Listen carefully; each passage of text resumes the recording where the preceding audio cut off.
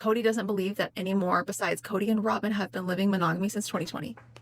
I feel like it was longer than that. Because that won't matter when I'm getting nagged. Okay, marriage isn't just about getting nagged. For me, you're right, you could get nagged. So Usually the nagging comes if you're not helping. Wild. Okay. Wild. So they have officially decided they're not gonna love polygamy. Great. Done. Moving along. Can we just end that arc now instead of bringing it up every episode? But like, no one believes it. You believe it? I don't believe it. That's because Dad is a hard no and Robyn is a hard yes. The question has lingered in the air for what feels like forever. Now, will Kody and Robyn actually bring in a new sister wife? Is this real or just another layer of manufactured drama? The conversation keeps circling back, episode after episode, leaving viewers wondering what's really going on behind the carefully edited scenes. Mykelti, Kody's daughter with Christine, offered her perspective while watching the latest Sister Wives episode on her Patreon, and what she revealed painted a picture far more complex than anyone might have expected. This isn't just about creating juicy storylines for television ratings. There's something genuinely fractured happening between Kody and Robyn, something that runs deeper than scripted conflict. Reality television thrives on drama that's the nature of the beast. And what could be more dramatic than the possibility of adding another wife to an already complicated family dynamic? It's the kind of storyline that keeps people talking, keeps the show trending, keeps viewers coming back week after week. But according to Mykelti's honest assessment, there is a legitimate rift growing between Kody and Robyn, a crack in their marriage that neither seems willing or able to repair. The heartbreaking truth she revealed is that they both want fundamentally different things from this relationship, and neither is willing to compromise or meet the other halfway. Kody has apparently made his position crystal clear. He's finished with polygamy, done with the concept of plural marriage, completely over the idea of bringing another wife into his life. He stated this repeatedly, but the way he goes about enforcing this decision, demanding that Robyn abandon her dreams, insisting she conform to his vision of their future, only widens the chasm between them. For Kody, this isn't simply about making a personal choice. It's about maintaining control, about ensuring Robyn bends to his will and accepts the future he's decided upon. The problem is that Robyn doesn't share that vision. She finds herself caught in a confusing, contradictory space, torn between what her heart truly desires and the expectations Kody has imposed upon her. Tony, Mykelti's husband, isn't entirely convinced that Kody has really closed the door on polygamy for good. He remains skeptical, uncertain whether this is truly the end or just Kody saying what he thinks sounds right in the moment. But there's one thing both Mykelti and Tony seem to agree on. Robyn doesn't appear ready to let go of the polygamous lifestyle, despite everything. It's strange when considering her own family history. Robyn's mother's relationship with her sister wife was far from harmonious. It was messy, complicated, fraught with tension. Yet, despite witnessing that reality firsthand, Robyn still seems drawn to the concept of polygamy, as though it's embedded in her DNA, something she simply cannot shake loose from her identity. What makes the situation even more puzzling is that Robyn isn't actively participating in the church anymore. If polygamy represented such a deeply held religious conviction for her, why didn't she leave Kody when all the other wives did? Why didn't she return to the church and find someone there who could offer her the polygamous life she claims to still yearn for? The fact that she didn't take that path suggests something more complicated is at play, something unspoken and difficult to articulate. Robyn appears genuinely conflicted, caught between the life she once imagined for herself and the reality she's currently living. In Kody's heart, he believes Robyn is his soulmate, his perfect match. But as time continues to pass, it's becoming increasingly apparent that Robyn is still clinging to a different dream, the dream of living in a successful plural marriage, of having that sister-wife relationship she always envisioned for herself. It's not the reality she's experiencing now, but it's a vision that continues to pull at her, drawing her attention away from what she actually has. Robyn's soul feels tethered to that idealized concept, even though she's living in a marriage that doesn't quite fit the mold she once created in her imagination.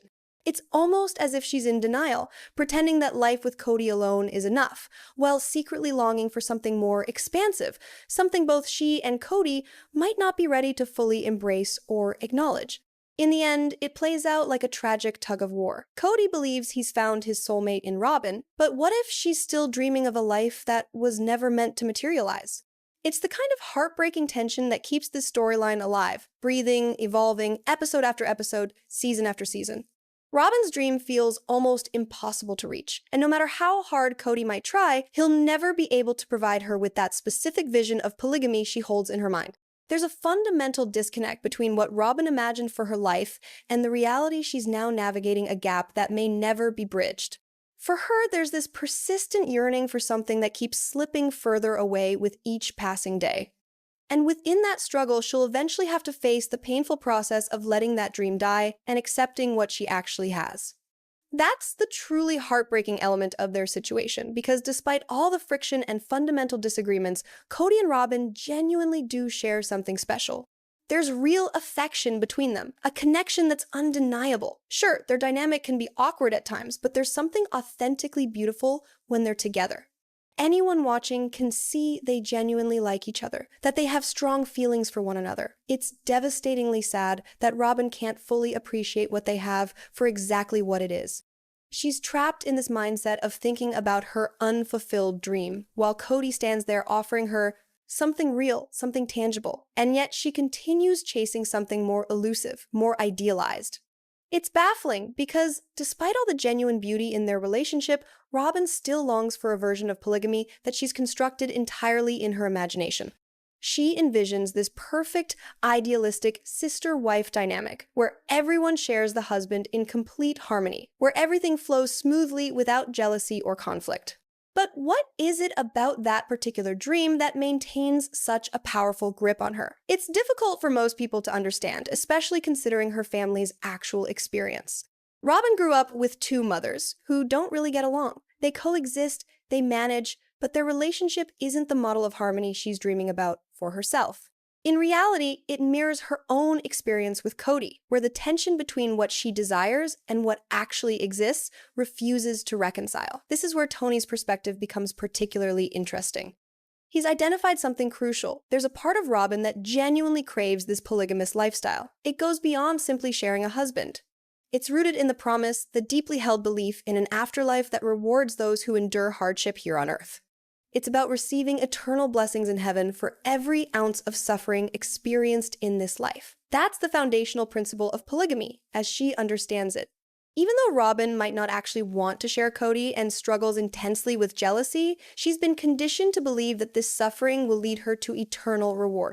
But here's where reality becomes harsh. Living in polygamy isn't remotely easy. It's saturated with problems, tension, emotional strain, and constant navigation of complex relationships.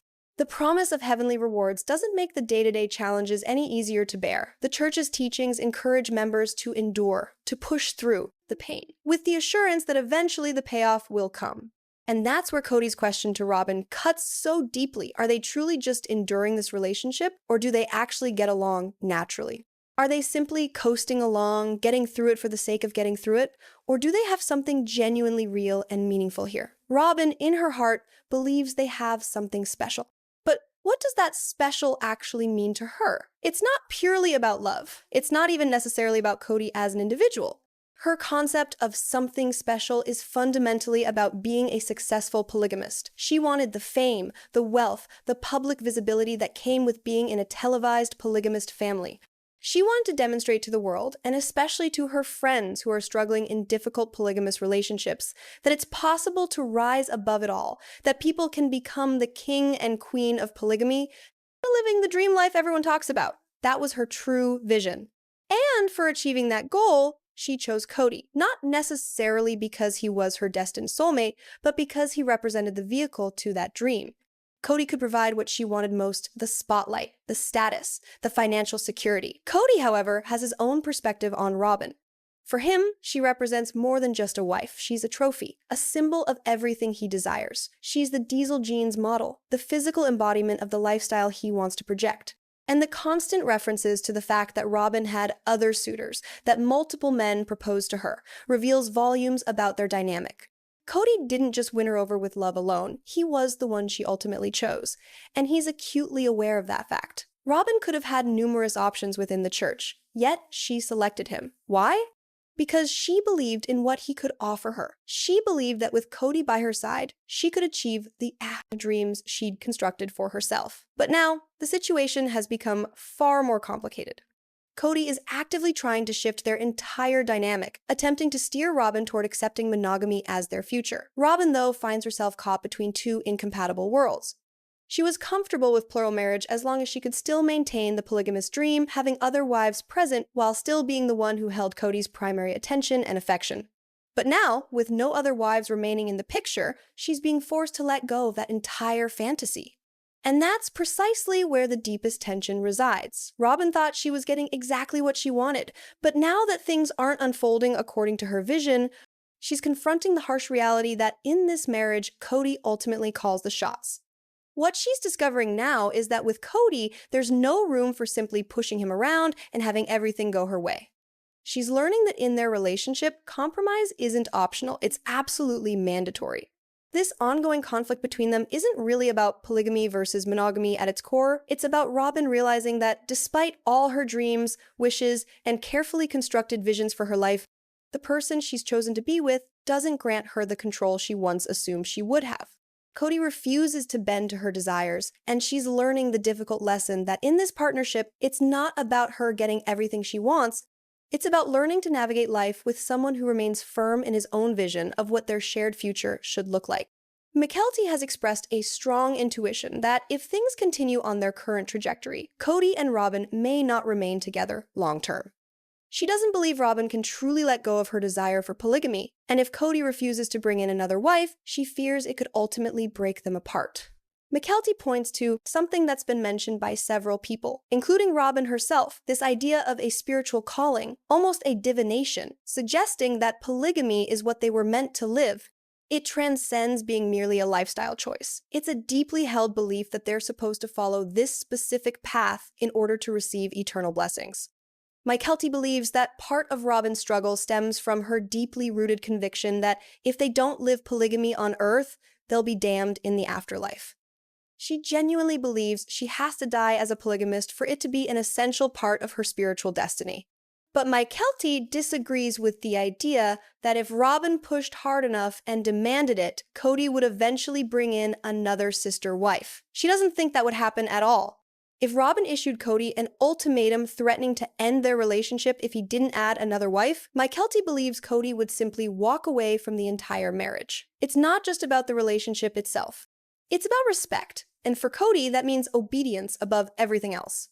He's made it abundantly clear, time and time again, that he's finished with polygamy. And if Robyn continues pushing him to go against that firmly stated decision, he would interpret it as a fundamental lack of respect. It's a line he's unwilling to cross under any circumstances. Mykelti actually agrees with this assessment completely.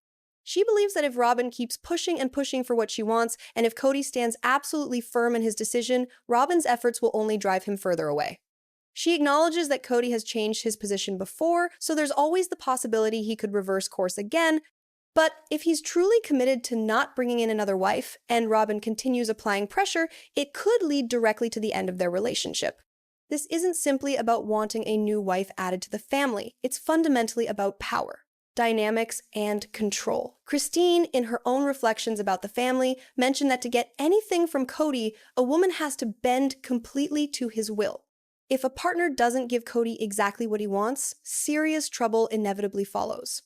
For Robyn, she understands she has to cater to Kody's desires in order to get her own needs met, but she's also learned to use manipulation as a tool to get her way. It's a delicate, precarious balance, and Robyn knows she has to walk on eggshells around him constantly. If she disobeys him or challenges him too directly, his affection can be withdrawn instantly, leaving her emotionally vulnerable and isolated. However, the power balance between them has fundamentally shifted.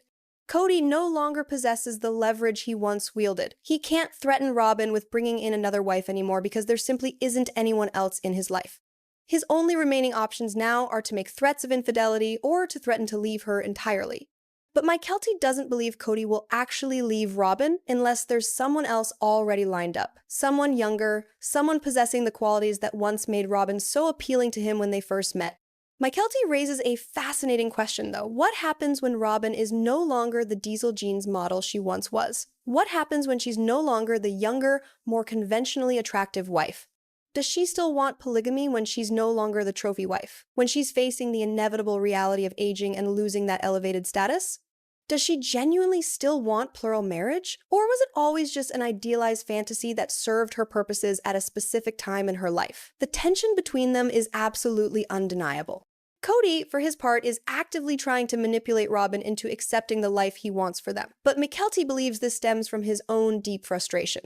When he separated from the other wives, Kody admitted that he was exhausted from living polygamy just to keep Robyn happy. He confessed that he had to maintain those other relationships alive because Robyn wouldn't stay with him unless he did. It was an enormous sacrifice for him, one that ultimately left him feeling completely burned out and resentful. Now that Robyn no longer has that particular leverage over him, the only thing remaining in her arsenal is an ultimatum. Either you give me what I want, or I'm leaving you. And if Robyn pushes that boundary too hard, Mykelti believes it could represent the breaking point.